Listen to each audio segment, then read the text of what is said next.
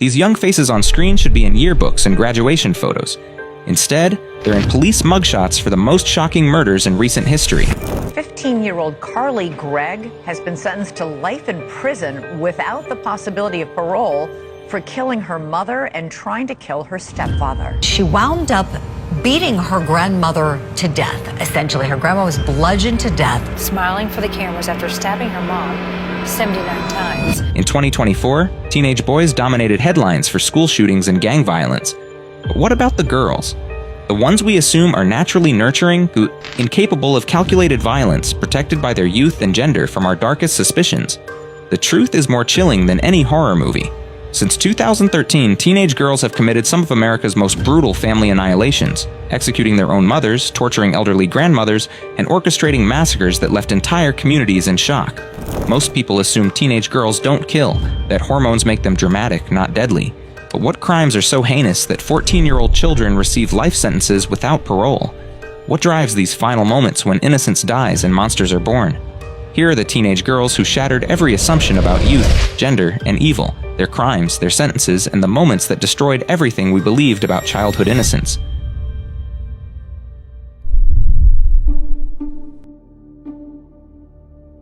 Sofia Caval, Florida, May 23, 2024. The crime? Beating 79-year-old grandmother to death with her bare hands.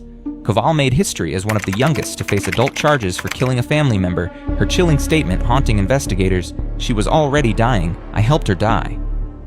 Sofia Caval was supposed to be a success story, a 14-year-old Ukrainian refugee who had escaped the horrors of war only to find safety and love in America with her father and grandmother. Instead, she became one of the most disturbing examples of how trauma doesn't always create victims. Sometimes it creates monsters. Sofia had arrived in the United States as part of the massive Ukrainian refugee crisis, fleeing a homeland torn apart by Russian invasion.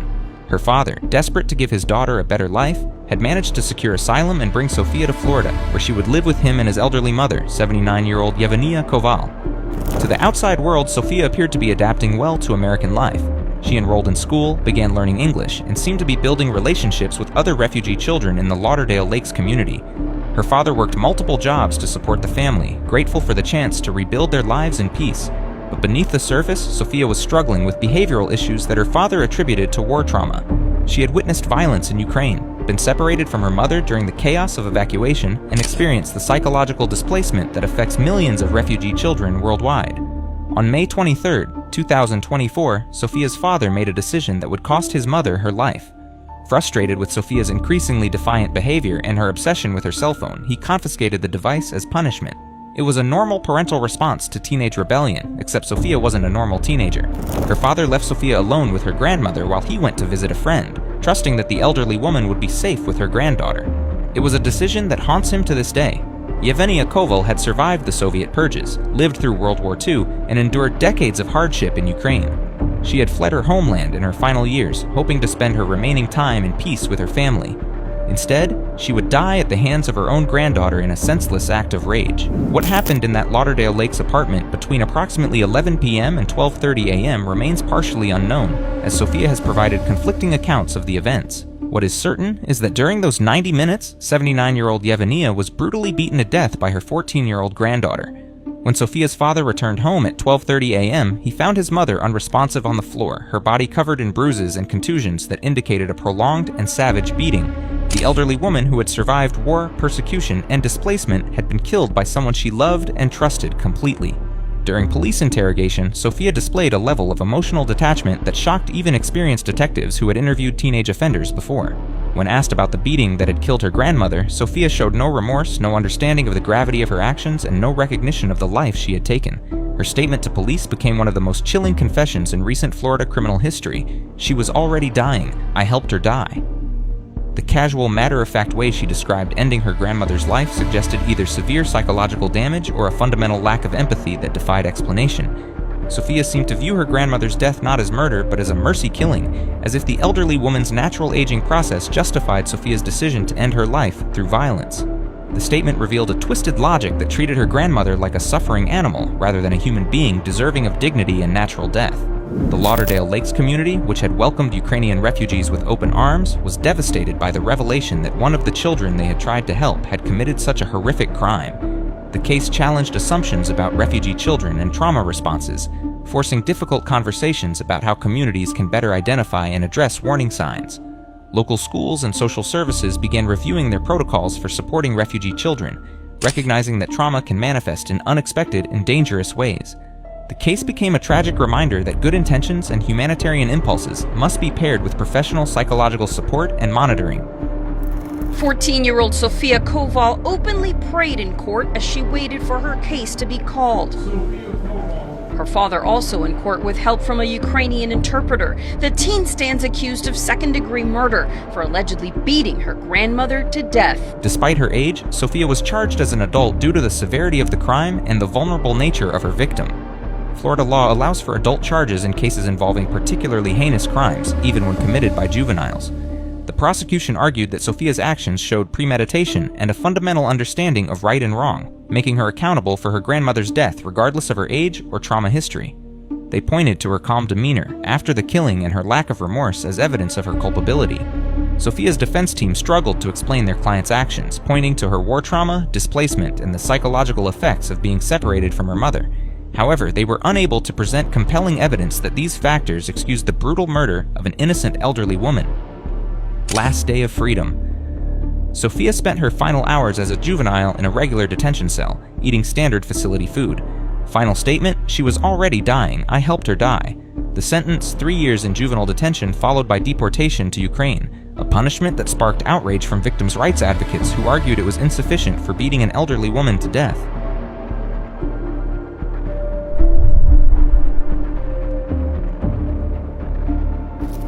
What's the location of your emergency?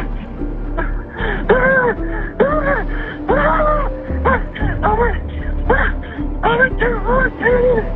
Casting Lane. I don't know what happened. My wife is dead. What's on it tried to shoot me? Your daughter tried to shoot you? Yeah. She was shooting at me. Carly Gregg, Mississippi. March 19th, 2024. The crime: execution-style murder of mother and attempted murder of stepfather. Gregg became one of the youngest in Mississippi history to receive life without parole, security footage capturing her unnatural calm as she planned and executed the killing of the woman who raised her. Carly Gregg was the perfect daughter until she wasn't. At 14, she maintained a 4.0 GPA at Northwest Rankin High School, had never been arrested, and appeared to be every parent's dream child. But on March 19, 2024, when her carefully constructed facade of perfection began to crumble, Carly chose murder over facing the consequences of her hidden life. To her teachers, classmates, and community members, Carly Gregg embodied academic excellence and teenage potential. She was enrolled in advanced classes, participated in school activities, and seemed destined for college success. Her mother, Ashley Smiley, was a beloved math teacher in the same school district, creating a family image of educational achievement and wholesome values. But Carly had been living a double life that her family was only beginning to discover. Despite her academic success, she had begun experimenting with marijuana and hiding other behaviors that contradicted her perfect student image. The pressure to maintain her reputation while secretly engaging in activities she knew her family would condemn created a psychological strain that would ultimately explode into violence. Ashley Smiley was not just Carly's mother, she was also an educator who understood the importance of accountability and consequences. When she discovered evidence of Carly's drug use, she approached the situation as both a concerned parent and an experienced teacher who had dealt with student behavioral issues throughout her career. March 19, 2024 started as an ordinary Tuesday at Northwest Rankin High School. Carly attended her classes, interacted normally with teachers and students, and gave no indication that she was planning to commit one of the most shocking crimes in Mississippi history. The trouble began when Ashley discovered marijuana paraphernalia in Carly's bedroom during a routine cleaning. For most families, this discovery would lead to difficult conversations, punishment, and efforts to address the underlying issues. For the Gregg family, it would lead to murder. When Ashley confronted Carly about the drug paraphernalia, she expected teenage defiance, tears, or anger, typical responses from adolescents caught breaking rules. What she didn't expect was that her daughter had already decided that facing consequences was unacceptable and that murder was preferable to accountability. What happened next was captured in horrifying detail by the family's security camera system, footage that would become crucial evidence in Carly's prosecution and a chilling record of how quickly a family disagreement can escalate to murder. At exactly 2:47 p.m., security cameras recorded Carly walking through her house with purpose and deadly intent. She moved calmly toward her parents' bedroom, carrying a firearm hidden behind her back. There was no visible emotion, no signs of rage or psychological break, just cold calculation as she prepared to kill her mother. Ashley Smiley never saw it coming. The woman who had dedicated her life to education and nurturing young minds was executed by her own daughter with 3 gunshots, 2 to the face and 1 to the chin. The precision and close range of the shots suggested that Carly had aimed carefully, ensuring her mother's death rather than simply injuring her. The security footage revealed Carly's unnaturally calm behavior immediately after the murder. Rather than showing panic, remorse, or even surprise at what she had done, Carly moved through the house with the same composure she might show on any other day. She even paused to text on her phone, as if killing her mother was just another item to check off her daily to-do list. But Carly wasn't finished with her horrific day. In a move that demonstrated the depths of her psychological disturbance, she decided to share her crime with a friend. She invited a classmate to come over, asking the chilling question, "Have you ever seen a dead body before?" When the unsuspecting friend arrived, Carly led her to Ashley's corpse and showed off her mother's body like some macabre trophy. The friend's shock and horror seemed to amuse rather than concern Carly, who appeared proud of what she had accomplished. This behavior revealed a level of psychological detachment that went beyond typical teenage rebellion or even serious mental illness. Carly seemed to view her mother's death as an achievement worthy of showing off, demonstrating a complete lack of empathy or understanding of the gravity of her actions. When Heath Smiley, Carly's stepfather, returned home from work, he walked into what he thought was his normal family life.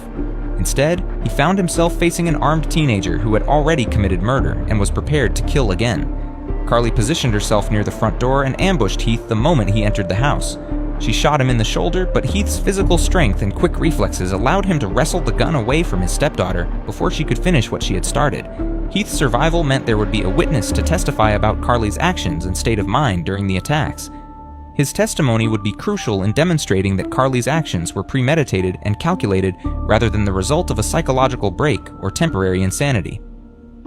The investigation into Ashley Smiley's murder was aided significantly by the security camera footage that captured Carly's actions in real time. The video evidence made it impossible for the defense to argue that the killing was accidental or the result of a struggle. It clearly showed a deliberate execution carried out by someone who knew exactly what she was doing. Additional evidence included text messages, phone records, and witness testimony from the friend who had been shown Ashley's body. The cumulative evidence painted a picture of a teenager who had planned and executed a murder with chilling premeditation. Investigators were particularly struck by Carly's behavior during questioning. She showed no remorse for her mother's death, no concern for her stepfather's injuries, and no recognition that her actions had destroyed multiple lives. Her emotional flatness suggested either severe psychological issues or a level of callousness that defied explanation. Carly's defense team attempted to argue that she was not responsible for her actions due to mental illness, specifically claiming that changes in her medication had affected her judgment and impulse control. They portrayed her as a troubled teenager who had suffered a psychological break rather than a calculated killer.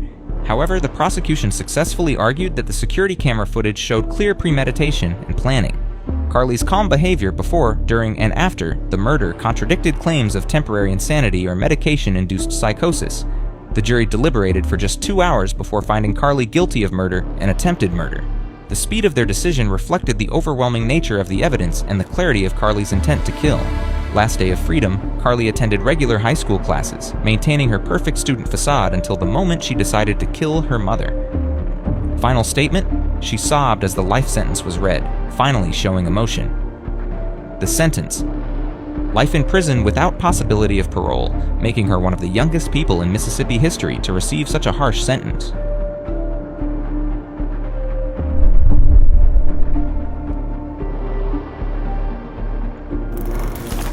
Is the information I have received. You are under arrest on suspicion of murder. Scarlett Jenkinson, England, February 11th, 2023. The crime: torture murder of transgender classmate Brianna Ghey. Jenkinson became Britain's youngest female killer in decades, her handwritten murder plans and torture fantasies revealing a calculated predator hiding behind the face of an ordinary schoolgirl. Scarlett Jenkinson appeared to be exactly what every school administrator hoped for when troubled students transferred into their district: quiet, polite, and seemingly focused on academic success. But beneath her unremarkable exterior lurked one of the most dangerous teenage predators in British criminal history, a girl whose obsession with violence and torture would culminate in one of the most shocking murders the UK had ever seen. When 15-year-old Scarlett Jenkinson transferred to Birchwood Community High School in Cheshire, England, she presented herself as a typical teenage girl adjusting to a new school environment. Teachers found her to be respectful and academically capable, while classmates saw her as somewhat withdrawn but harmless. What none of them knew was that Scarlett had been spending her free time consuming some of the darkest content available on the internet. She had downloaded dark web browsers specifically to access torture and murder videos that were too extreme for normal websites. She maintained detailed notes about serial killers, their methods, and their motivations, studying real-life monsters like a dedicated student preparing for exams.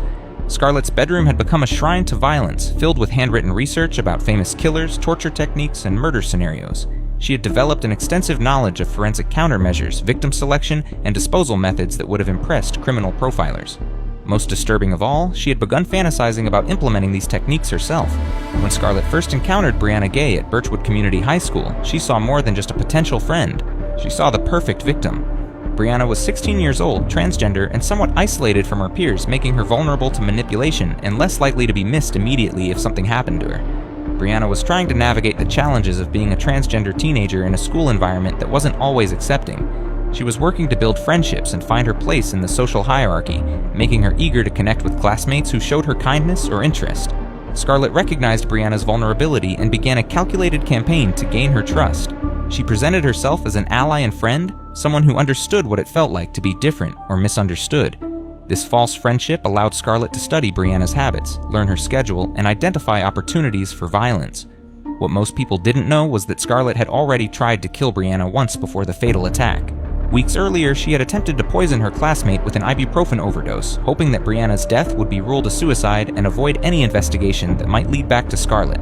The poisoning attempt failed when Brianna didn't consume enough of the medication to cause fatal damage. Rather than taking this as a sign to abandon her murderous plans, Scarlett viewed it as a learning experience that helped her refine her approach for the next attempt. Scarlett's willingness to try multiple murder methods demonstrated a level of persistence and calculation that went far beyond typical teenage violence. She wasn't acting in anger or passion. She was methodically working toward a goal of killing another human being for her own psychological satisfaction. On February 11, 2023, Scarlett put her refined murder plan into action with precision that would have impressed military strategists. She had spent weeks preparing for this moment, anticipating potential problems and developing contingencies that would allow her to complete the killing without being caught. Scarlett began the day by sending innocent-seeming text messages to Brianna about meeting up to hang out and spend time together. These messages established a paper trail that made their meeting appear spontaneous and friendly rather than predatory. Brianna, trusting her friend's intentions, agreed to meet without any suspicion of danger. The most chilling detail of Scarlett's planning was her instruction to Brianna not to buy a return bus ticket for their outing. This seemingly casual suggestion revealed the depth of Scarlett's premeditation. She knew that Brianna wouldn't need transportation home because she would be dead. Scarlett hadn't planned to commit the murder alone. She had recruited her friend Eddie Ratcliffe to participate in the killing, using a combination of manipulation and shared hatred to turn him into an accomplice. Eddie, who was 15 years old, had expressed transphobic views that Scarlett exploited to motivate his participation in the murder. The partnership between Scarlett and Eddie revealed how dangerous ideas can spread between teenagers and escalate into deadly action. Scarlett's violent fantasies provided the plan and motivation, while Eddie's prejudices provided additional justification for targeting Brianna specifically. Together, they had acquired a hunting knife with a 13-centimeter blade, a weapon specifically chosen for its effectiveness in causing fatal injuries. The knife's size and design indicated that they had researched what type of weapon would be most suitable for their planned attack. At 1:53 p.m. on February 11, 2023, Brianna met Scarlett and Eddie at a bus stop near Culcheth Library, still believing she was meeting friends for a normal teenage outing. They traveled together to Linear Park, a secluded area where Scarlett knew they could commit murder without being interrupted by witnesses or authorities. Once they reached the isolated location, Scarlett and Eddie launched what police would later describe as a frenzied and ferocious attack. They stabbed Brianna 28 times across her head, neck, chest, and back, using the hunting knife to inflict wounds that were designed to cause maximum damage and ensure death. Hello?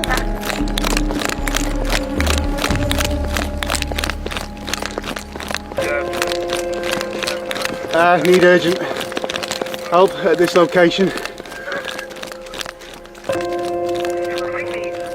We're probably about half a mile, 3/4 of a mile from the car park. Female, numerous stab wounds, one to the chest, one to the neck. Brianna fought desperately for her life, her hands and arms showing defensive wounds as she tried to protect herself from the repeated stab wounds. The evidence suggested that she had remained conscious during at least part of the attack, fully aware that her trusted friends were killing her. Even as Brianna lay dying from her injuries, Scarlett was implementing the final phase of her plan. She sent a text message to Brianna's phone asking, "Girl, where are you?" to establish an alibi and make it appear that she was concerned about her friend's whereabouts. This fake text message revealed the depth of Scarlett's calculation and planning. While most people would be in shock after witnessing or participating in such violence, Scarlett was calm enough to execute a cover-up strategy that she had planned in advance. The text also demonstrated Scarlett's complete lack of empathy for her victim. As Brianna died from the wounds Scarlett had inflicted, Scarlett was focused entirely on avoiding consequences rather than showing any remorse or concern for the life she had taken. When police searched Scarlett's bedroom following her arrest, they discovered evidence that painted a terrifying picture of a teenager who had been planning violence for months or even years. Her handwritten murder plans included detailed scenarios, victim profiles, and methods for avoiding detection. Most disturbing were Scarlett's notes about taking trophies from victims, physical mementos that would allow her to relive the experience of killing. This behavior is typically associated with serial killers rather than one-time teenage offenders, suggesting that Brianna's murder might have been intended as the first of many. The cache of violent material in Scarlett's possession included research on famous serial killers, torture techniques, and forensic countermeasures. The breadth and depth of her knowledge indicated that she had been studying murder as seriously as other students might study for college entrance exams. Scarlett's trial revealed the full extent of her planning and the calculated nature of Brianna's murder. Prosecutors successfully argued that this was not a case of teenage bullying gone wrong or impulsive violence, but rather a premeditated murder carried out by someone who had been fantasizing about killing for years. The evidence of Scarlett's internet searches, her handwritten plans, and her behavior before and after the murder painted a picture of a teenage predator who had used her ordinary appearance to hide her dangerous obsessions. The judge noted that Scarlett's crimes were among the most serious he had encountered in his career. When Scarlett was sentenced to life imprisonment with a minimum of 22 years before possible parole, she showed no emotion or acknowledgement of the gravity of her crimes. Her flat affect and lack of remorse reinforced the prosecution's argument that she was a dangerous individual who felt no empathy for her victims. Last day of freedom, Scarlett attended normal classes at Birchwood Community High School, maintaining her quiet student facade while planning murder. Final statement: she showed no emotion when sentenced to life imprisonment. The sentence, life imprisonment with a minimum of 22 years before possible parole, making her one of the youngest female killers in British legal history. If you're fascinated by the dark psychology of women who kill, hit that subscribe button for Women of Crime. We uncover the most disturbing female perpetrators that mainstream media won't touch, because what we're about to reveal next will completely change how you see these cases. A teenage girl who stabbed her mother 79 times while her stepfather listened to the screams. An 18-year-old who executed an entire family, including 2 small children. A master manipulator who convinced her boyfriend to commit murder, then walked free after just a decade. Subscribe now, because these final cases will show you that teenage girls can be just as calculating and deadly as any adult killer. Maybe even more dangerous because no one suspects them.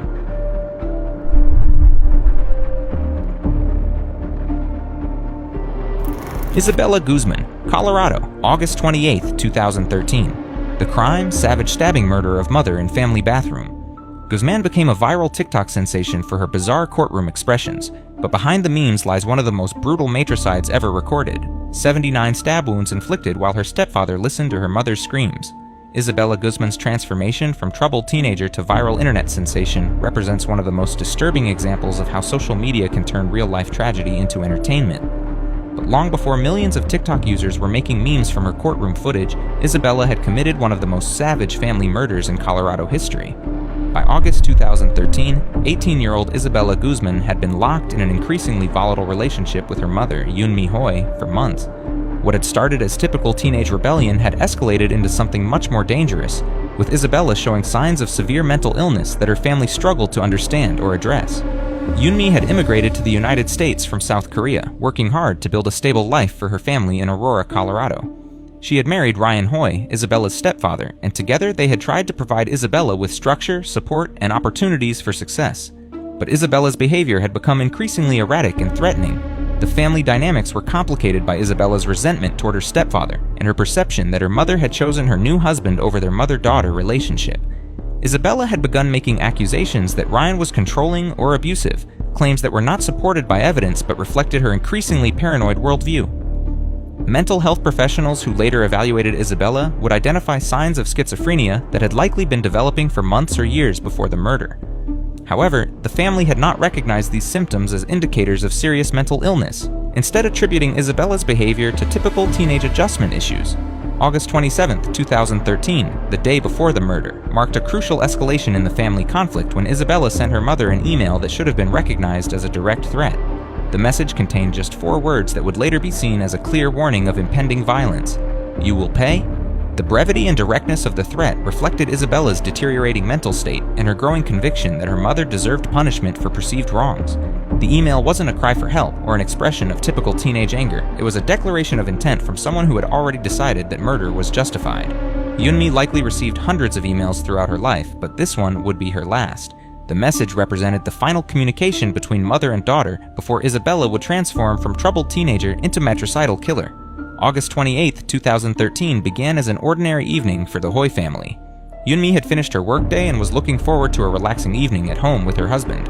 She had no way of knowing that her daughter had already decided this would be the night she would die. Around 9:30 p.m., Yunmi went upstairs for what she thought would be a peaceful shower, a moment of privacy and relaxation after a long day. The bathroom, which should have been a sanctuary in her own home, would become the scene of one of the most brutal murders in Colorado history. Isabella had been waiting for this moment of vulnerability. She knew her mother's evening routine and had identified the shower as the perfect opportunity to strike when Yunmi would be alone, undressed, and unable to defend herself effectively. What happened next was so brutal that even experienced homicide investigators struggled to process the crime scene. Isabella attacked her mother with a level of violence that suggested not just intent to kill, but a desire to inflict maximum suffering and destruction. Isabella stabbed her mother 79 times with a kitchen knife, focusing her attack on Yunmi's face and neck in what forensic experts described as overkill behavior typical of personal, rage-driven murders. 31 wounds were inflicted on Yunmi's face, while 48 more targeted her neck, areas chosen to ensure death while also destroying her mother's identity and humanity. The attack was so sustained and vicious that Ryan Hoy could hear the violence from downstairs. He heard what he later described as thumping sounds and his wife calling his name in terror, but by the time he reached the bathroom, Isabella had transformed her mother from a living person into an unrecognizable corpse. When Ryan finally broke through the bathroom door, he found Isabella standing over Yunmi's mutilated body, holding the bloody knife that had been used to destroy his wife. The scene was so horrific that it challenged his ability to process what he was seeing. His stepdaughter had literally butchered his wife in their own home. Most shocking was Isabella's behavior in the moments after the murder. Rather than showing shock, remorse, or even surprise at what she had done, Isabella calmly walked past Ryan without speaking. She was covered in her mother's blood, still holding the murder weapon, but she moved through the house as if nothing unusual had happened. Isabella left the house immediately after the murder, apparently believing she could simply walk away from the crime scene and avoid consequences. Her calm departure suggested either complete psychological detachment from reality or a fundamental inability to understand the gravity of what she had done. Isabella was arrested within hours of the murder, found not far from the family home with evidence of her crime still visible on her clothing and body. When questioned by police, she showed the same emotional flatness that had characterized her behavior immediately after the murder. The investigation revealed the extent of Isabella's planning and the personal nature of her attack on her mother. The kitchen knife had been taken from the family's own cutlery, suggesting that Isabella had been contemplating violence using weapons readily available in their home. Crime scene analysis showed that Yunmi had tried desperately to defend herself, but the confined space of the bathroom and the surprise nature of the attack had made escape impossible. The evidence painted a picture of a terrified woman fighting for her life against her own daughter in the most intimate space of their family home. Following her arrest, Isabella underwent extensive psychological evaluation that revealed evidence of severe mental illness, specifically schizophrenia.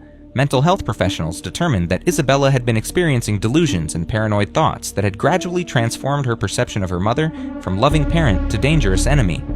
The diagnosis explained some aspects of Isabella's behavior, including her belief that violence against her mother was justified and her apparent lack of remorse for the killing. However, it also raised complex questions about criminal responsibility and the extent to which mental illness could excuse such extreme violence. Isabella's case became a focal point for discussions about the intersection of mental health and criminal justice, particularly regarding young adults whose psychiatric conditions may not be fully recognized or treated before they commit violent crimes. Years after the murder, Isabella gained unexpected notoriety when footage from her court appearances was shared on TikTok and other social media platforms. Users created memes and commentary about her unusual facial expressions and behavior during legal proceedings, turning her into a dark internet celebrity.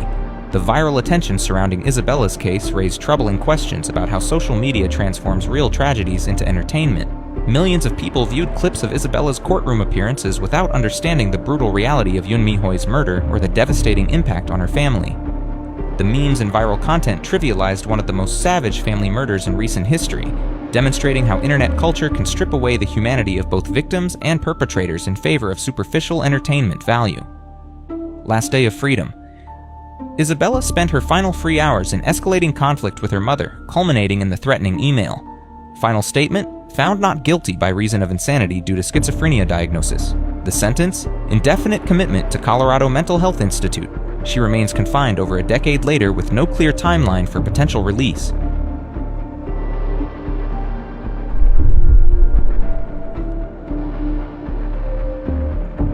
Natasha Cornett, Kentucky/Tennessee, April 6, 1997. The crime: mass execution of Jehovah's Witness family including 2 small children.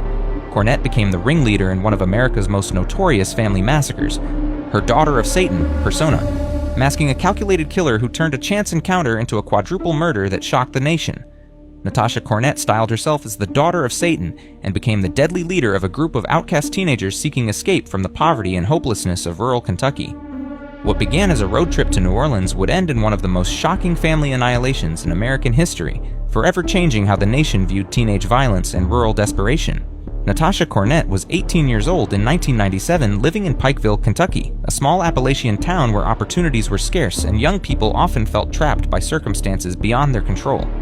Pike County was known for coal mining, poverty, and limited prospects for teenagers who didn't fit traditional molds. Natasha had cultivated an image as a rebellious Gothic teenager, embracing dark symbolism and claiming allegiance to satanic beliefs that shocked the conservative Christian community around her. She wore black clothing, painted her nails black, and dates matted, and made statements about violence and death that adults dismissed as typical teenage rebellion rather than genuine threats. What made Natasha particularly dangerous was her ability to attract and manipulate other disaffected teenagers who were drawn to her confidence and apparent fearlessness. She had assembled a group of followers who looked to her for leadership and were willing to follow her into increasingly dangerous situations.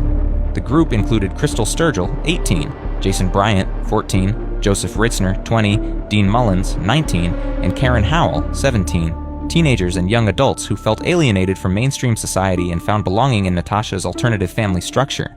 Together, they formed a dangerous combination of youth, desperation, and misguided loyalty. In early April 1997, Natasha convinced her followers to join her on a road trip to New Orleans, promising them freedom, adventure, and escape from the limitations of their small-town lives. The plan was poorly conceived and inadequately funded, but it represented hope for young people who felt they had no other options. The group piled into a beat-up car with minimal money, no clear plans, and unrealistic expectations about what they would find in Louisiana. They had romanticized the idea of starting new lives in a different city, not understanding the practical challenges of survival without resources or support systems. As they traveled through Tennessee on April 6, 1997, their car began experiencing mechanical problems that threatened to end their journey before it really began. The vehicle's failure should have been a minor inconvenience that led them to call for help and return home. Instead, it became the catalyst for one of the most notorious crimes of the 1990s. When their car broke down at a Tennessee rest stop, Natasha and her group encountered the Lillelid family, Vidar, 34, Delphina, 28, 6-year-old Tabitha, and 2-year-old Peter, who were returning home from a Jehovah's Witness convention in Nashville. The family represented everything Natasha's group rejected: faith, stability, and conventional values. Vidar Lillelid was a devoted father and husband who had immigrated to the United States from Norway, building a successful life through hard work and dedication to his religious beliefs. He approached Natasha's group with genuine concern, wanting to offer assistance to young people who appeared to be in trouble. When Vidar began sharing his religious faith with the teenagers, most people would have politely declined and walked away. But Natasha saw an opportunity that aligned with her antisocial worldview and her group's desperate need for transportation and money. The contrast between the two families could not have been more stark. The Lillelids represented love, stability, and hope, while Natasha's group embodied alienation, desperation, and violence. The encounter should have been a brief interaction between strangers. Instead, it became a collision between two worlds that would end in tragedy. Rather than accepting help or declining assistance, Natasha made the decision that would define the rest of her life and end the lives of 4 innocent people. She and her accomplices produced weapons and forced the Lillelid family into their van at gunpoint, transforming a chance encounter into a kidnapping. The family was terrified but compliant, hoping that cooperation would keep them safe and allow them to return to their children's bedtime routines and normal life. Vidar and Delphina tried to remain calm for the sake of their children, not realizing that Natasha had already decided their family would not survive the encounter. The kidnapping represented a point of no return for Natasha's group. They had crossed from petty crime and rebellious behavior into serious felony territory, but Natasha was prepared to go much further to avoid consequences and achieve her goals. Natasha ordered the group to drive to a remote location in Baileyton, Tennessee, where she planned to complete her crime away from potential witnesses or intervention. The isolated area provided the privacy she needed to commit murder without immediate discovery. During the drive, the Lillelid family continued to hope that their ordeal would end with their release. They likely prayed, comforted their children, and tried to remain positive despite their fear. They had no way of knowing that Natasha had already decided they were obstacles to be eliminated rather than people deserving of life. The drive to the execution site gave Natasha and her accomplices time to consider their actions and change course. They could have taken the family's money, abandoned them in a safe location, and continued their journey. Instead, Natasha chose murder. At the remote location, Natasha ordered her accomplices to line up the Lillelid family along a roadside ditch, a formation that facilitated execution-style killings and demonstrated premeditation rather than spontaneous violence. The positioning of the victims showed that this was calculated murder rather than a robbery gone wrong. Vidar Lillelid died first, shot while trying to protect his family. Delfina was killed next, leaving their children orphaned and terrified. 6-year-old Tabitha was murdered while her baby brother watched, experiencing trauma that no child should ever witness. 2-year-old Peter was shot twice but miraculously survived, though he lost an eye and suffered permanent brain damage that would affect him for the rest of his life. His survival provided the only witness testimony to the family's final moments and Natasha's role in orchestrating their deaths. After executing the Lillelid family, Natasha and her group fled toward Mexico in the family's van, apparently believing they could escape to another country and avoid prosecution. They had taken personal belongings from their victims, including children's toys that served as grisly trophies of their crimes. The group's flight to Mexico demonstrated their complete lack of understanding about modern law enforcement capabilities and international cooperation. They were captured at the border just 2 days after the murders, found in possession of evidence that directly linked them to the crime. When arrested, Natasha showed no remorse for the murders and maintained her defiant attitude toward authority figures. Her behavior suggested that she viewed the killings as justified actions rather than horrific crimes that had destroyed an innocent family. Natasha's trial became a national sensation as prosecutors detailed the brutal murders, and defense attorneys struggled to explain how 6 young people could commit such heinous crimes.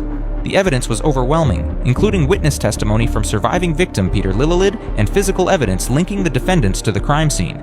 The prosecution successfully argued that Natasha was the ringleader who had orchestrated the kidnapping and murders, making her the most culpable member of the group despite her relatively young age. Her antisocial beliefs and leadership role in the crimes made her an appropriate candidate for the harshest possible sentence. All 6 defendants received life sentences without the possibility of parole, ensuring they would never again have the opportunity to harm innocent people. The sentences reflected society's revulsion at the senseless murder of 2 small children and their parents by teenagers who killed for convenience rather than necessity. Last day of freedom. The group spent their final free hours partying in a Kentucky motel room, planning their escape to New Orleans. Final statement: Natasha showed no remorse during her trial and maintained her defiant attitude toward authority. The sentence: life imprisonment without possibility of parole. She remains confined nearly 3 decades later at the Kentucky Correctional Institution for Women.